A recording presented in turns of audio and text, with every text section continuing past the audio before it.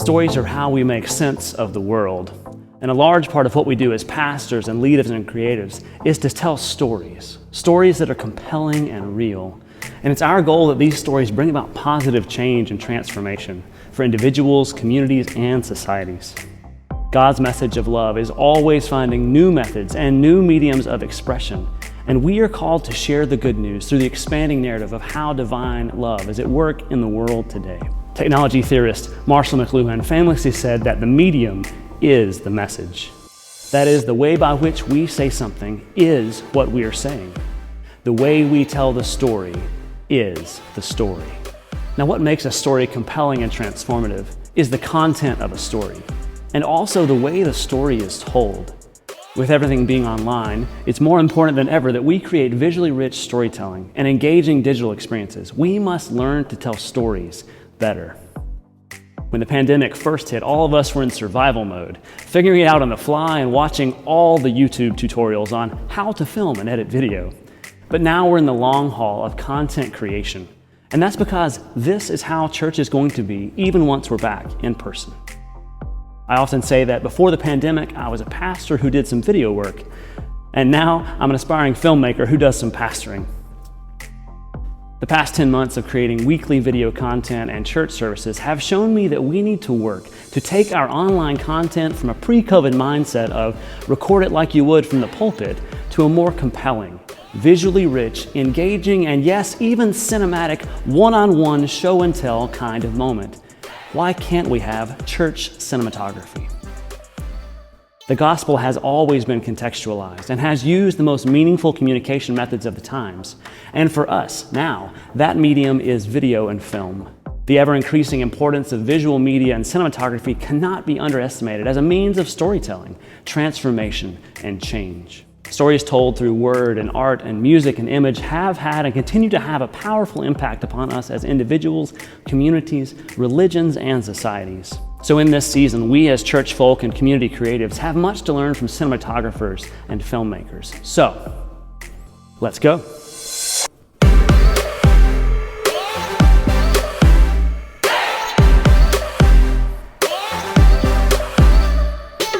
Forgot I'm filming myself.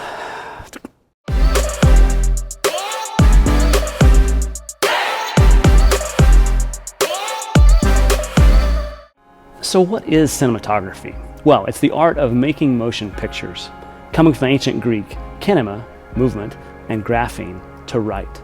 Literally, to write movement. The way that a story is filmed and composed and edited deeply shapes what we feel and experience. A calm and well-spaced framing of something can make it feel strong, trustworthy, sincere. Good music, a nice warm color spectrum, and some twinkly lights in the background can really give us a sense of peace and spiritual depth.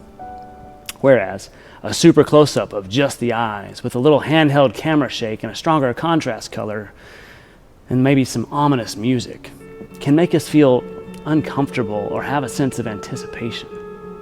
Now, we can all think of a film or show that resonated with us, that has moved us emotionally or spiritually. So take a moment, yes, right now, to write down a few favorite movies or shows. And then maybe think about what is powerful about the way they're filmed.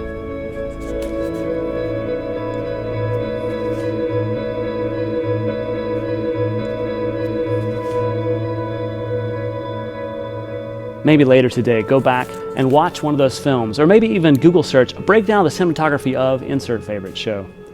Church cinematography is how I like to think about and describe my work in helping to better tell stories through digital video and filmmaking.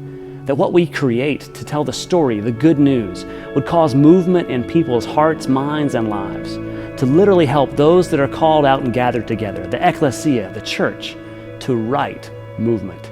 Church cinematography.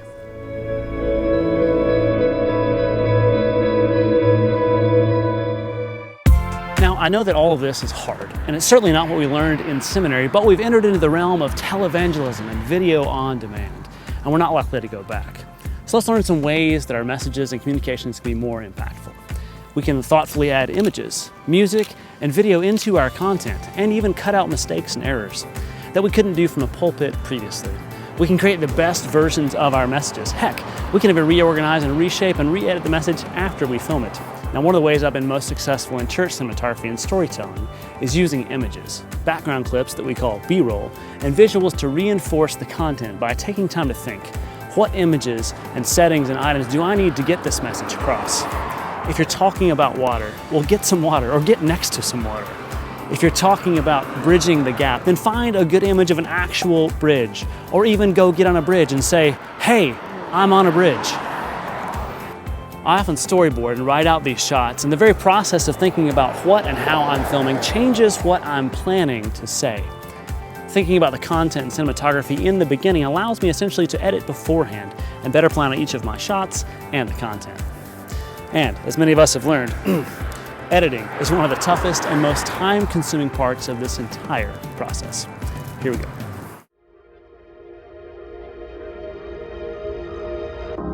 Okay, so let's talk a few practicals of visual storytelling and church cinematography.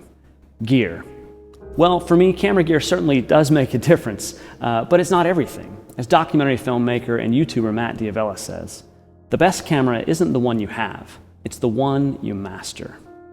Now, whether that's an iPhone or a full-on cinema camera, ultimately the choices you make of what to film and how to convey things visually will have the deepest impact, rather than the depth of field of the lens.